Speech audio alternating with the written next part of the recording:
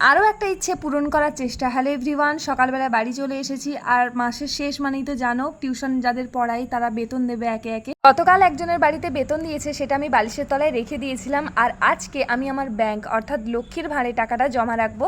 এর আগে বোধহয় তোমাদের সঙ্গে একবার আমি শেয়ার করেছি আমার লক্ষ্মীর ভাঁড়টা। আজকে আরও একবার দেখিয়ে দিচ্ছি। এই দেখো, আমার বোন এরমভাবে ডেকোরেশন করে দিয়েছে। ওই আর কি, যখনও তুলি দিয়ে কলকা প্র্যাকটিস করতো তখন এই ভাঁড়টাকে কাজে লাগিয়েছিল। যাই হোক, মেন পয়েন্টে আসি। এর আগেও আমি একবার লক্ষ্মীর ভাঁড়ে টাকা জমিয়েছিলাম, তখন সেটা দিয়ে আমি একটা জিনিস কিনেছিলাম আমার নিজের জন্য। বলতে পারো আমার নিজেকে কিছু গিফট করার ইচ্ছে, আর সেই ইচ্ছেটা পূরণ করার এটা একটা উপায়। আচ্ছা, এর আগে কি তোমাদের সঙ্গে শেয়ার করেছি আমার ঠিক মনে পড়ছে না, তবে হ্যাঁ, আমি এখন আবারও একবার বলে দিচ্ছি। আগের বার যখন লক্ষ্মীর ভাঁড়ে টাকা জমিয়েছিলাম, তো ওটা ভাঙার পর যে অ্যামাউন্টটা পেয়েছিলাম ওটা দিয়ে আমি সোনার একটা জিনিস বানিয়েছি। এবারও সেরকম কিছু করার ইচ্ছে আছে। কি জানো তো, নিজের টাকায় যদি কিছু করতে পারি সেটার একটা আলাদাই ভালো লাগা থাকে।